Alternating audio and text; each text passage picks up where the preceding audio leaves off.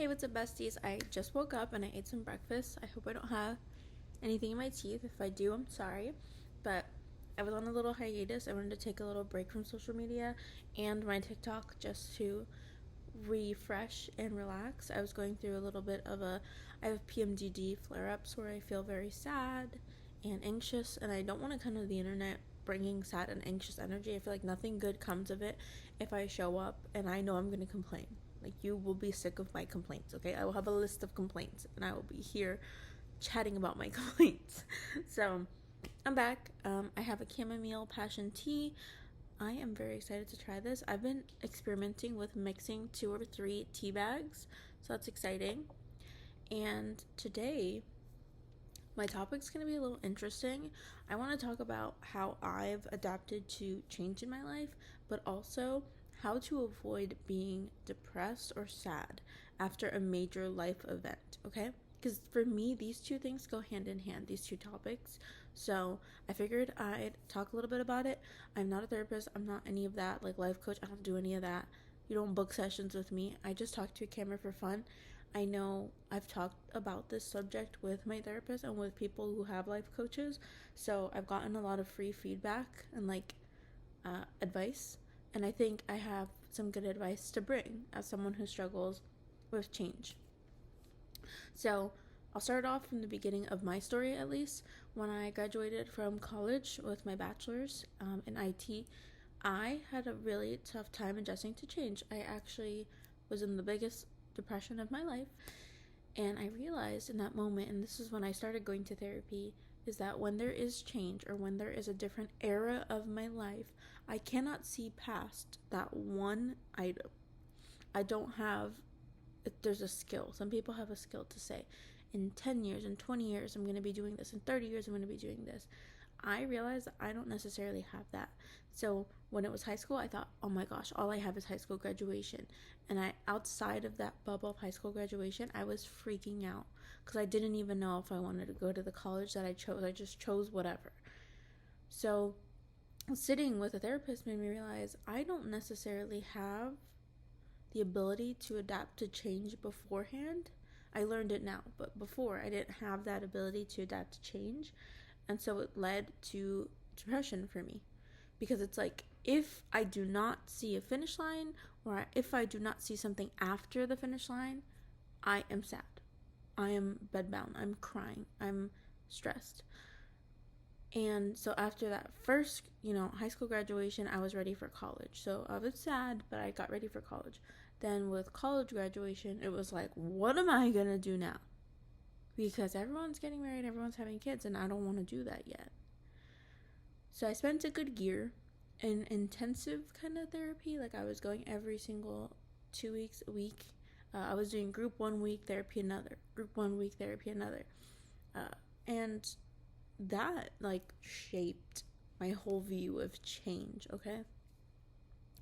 So the one thing that a few therapists have told me is, you think of your life and you think of that item, that finish line. So let's say you're going to go get a new certification and you pass that. Immediately after, you may feel like, what next? Like, you may be so down. You're supposed to plan beforehand for additional items after in what's called the idle time between big events. So for me, what I did with my master's graduation, right, is beforehand, I did an intensive planning of things I want to do after I get my master's, so I don't crash out or be depressed. So what I did was, I made a list. I was like, I want to volunteer at the library. I want to volunteer at a hospice place. I want to go to a lot of conference and IT events. And then I want to read books, play video games, and watch movies. So immediately after getting my master's, I think I attended one IT event. And this is a month ago. And I've read leading up to my master's being done, I've read 10 books so far. And I'm filling that space. It's all about learning to fill that space and plan accordingly. And if you don't have that innate, I didn't know that I had to plan accordingly to not be depressed after, it can really tank your mental health. So that is a big part of adapting to change, is planning for change.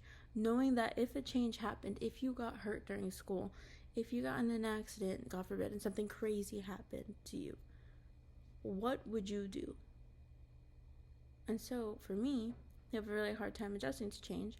Every single time there's a big event, right? My serotonin goes like, ooh, ooh, ooh, ooh. Like my brain goes, ooh, ooh, this is so much fun. I'm on a trip with my family and friends. Oh my God, I love this. I'm so happy. I'm so happy. I'm so happy. And then I come home and I'm like, oh man, I'm not happy anymore. I don't have anything else to do. But I do. I have books I want to read that I'm planning for. I have movies I want to watch. I have volunteer opportunities I want to do. And I seriously believe that this is why, if you look back, or if you look at people who are retired, you'll notice some of them have to plan for retirement because they can't be bored. And that's how I am. So I spoke with my coworker, my former coworker, I should say. He was telling me how his wife, she worked like her whole life, and then she retired. And he said that she wouldn't even get out of bed. He was so worried about her. Like, she was just sad every day. This makes me so sad. And he kept telling her, like, you need to plan. Like, you should have planned this. Sorry, there's a fly. You should have planned this way better. You should have, but the shoulds and all that made her even more sad, because she's like, I feel ill-equipped for this moment of this retirement. So she, went back to work for a little bit, planned what she was going to do with retirement. Like, every Monday, Wednesday, Friday, I'm going to see my grandkids. Every Tuesday, Thursday, I'm going to volunteer and garden. And she came back to retirement, and she was happy because she had this itinerary. She had this schedule to follow. And that made me realize, in talking with, a lot of my therapists and people, is that to adapt to change, I can't just adapt to change on the fly unless it's like something at work. But to adapt to major change, right, I need to plan accordingly. So if I know, right, because my next step in my life is my wedding. It just is. If I know my wedding is coming up, I will plan after my wedding. So yeah, I'm going to get married, whatever. But then I have my honeymoon, so I'm going to plan my honeymoon. But then I'm also going to plan after my honeymoon. And I know people who are not planners are going to be like, this is exhausting, okay? But it's the only way for my brain and for a few other people's brains out there to feel better. So I may plan every single Friday we're going to have a date night. That's going to be our new schedule. That gives my brain, for some reason, something to work towards. Hey, every Friday I get to think of something cool to plan for a date night. Or, every single summer, right after we get married, I'm going to do a trip. That gives me something to plan. I realized through figuring out that I couldn't see past long-term accomplishments, that you can take a ton of short-term accomplishments and stack them up in between your large accomplishments, and that will suffice. Like, that will make my brain feel just as good. Another option that helped is my therapist said to think of parts of your life as eras, kind of like Taylor Swift. So your childhood, for me, is my childhood era. That's like 0 all the way to 12th grade, like high school. Then there was my college era, which was the first year of my bachelor's, freshman year, all the way to the end of my master's. That was my college era. And now I'm in what is called the young adult era, which is like 24 or 22, technically, because people get their bachelor's, right? 22 to all the way to 35. And typically during this timeline, you don't have to do this, but people figure out who they are. They do the genuine research. They do the genuine, who am I? What do I like? What are my hobbies? Or, or they choose to get married, have children, have a partner of any kind, even if you don't want to get married, domestic partnership, They choose to figure out what they like in terms of dating and individuals. You know, they may have encounters with multiple people to figure out, what do I like, who do I like, why do I like it.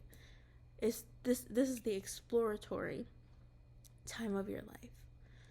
And then after typically like 35 to 55 is usually raising children if you choose to, getting your marriage, you know, more afloat or used to marriage, and your career if you choose to have a career, and building community. So yeah, you can build community in your 20s, but a lot of times you're like exploring. So you may not have settled down and figured out your community. So that 25, 35, exploring, 35 to 50 is like basing your community. And this is just a rough estimate. Not everyone has to follow this, but this is the timeline that I've determined works best for me to plan against. So that's like, I'm in the exploratory era, and then you have the community settle down era, and then after that it's typically your retirement and relaxation and family era, because a lot of times if you had children, you'll have grandchildren by then, you know, if you want to, and if your child wants to too, if you choose to have a child. And during that time, you're usually kind of setting up your will or your estate and getting stuff ready for when you go, which is sad, but you may start getting stuff ready for that. And so I had to jot down some goals in each era, and like some things I want to do that make me feel very good about myself. Also, I need to sip this because my throat is getting so dry. It's a lot of talking. I feel like a professor. But yeah, I'm setting goals. I'm setting things I want to do, things I'd like to accomplish, not hard goals. Because what if I can't have kids, right? I know I want some potentially, but what if I can't? I need to have backup goals on goals. Don't get too deep into it. Don't be like, I need to back up to the backup to the backup, okay? Unless you're that kind of person. But it's good to have a list of goals, a list of things you want to do. If you don't achieve them, that's fine, but keep it arranged by the different eras, or before a big event, or after a big event you want to do this, so that you don't feel that summertime sadness, that serotonin drop, and I don't know that this is gonna cure everyone, you know, I'm not trying to say that, but I'm trying to say for me and for discussions I've had with friends, we've noticed this approach really helps. And I call it like the summertime sadness protocol sometimes. It's because all winter, right, I'll have all these plans. Go to Pennsylvania for Thanksgiving. Go to Pennsylvania for Christmas. I'll do all of that. Go to Pennsylvania sometimes I go up for Gilmore Girls Fest. I have all this stuff in the winter I do. But in the summer, we don't go to Pennsylvania to see our family. So from like, how do I say, January to probably September, January through September, I get the summertime blues because I'm not seeing my family. I'm not a part of too many communities. I have like 5 friends in Texas, but they're busy. They have their own lives. I need other things to do. So I have a protocol. Do I want to play video games today? No. Do I want to read a book? No. Should I go for a walk? Maybe. Should I do a dance class or a class? That's my protocol to not feel the summertime sadness.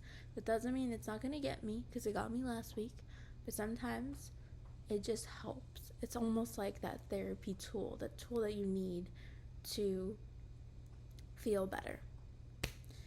But yeah, this is how I've learned to adjust and adapt to change, or plan for change, I should call it. I've learned to plan for change. I've learned to understand, you know, my body and the serotonin drop after large events, and just kind of planning for big events, after big events, because it's very important, and how I avoid my summertime sadness, which is what I call it. I love you guys so much. I hope you have an amazing day. I'm so happy to be back, and I'll be posting more regularly. Love you guys. Bye.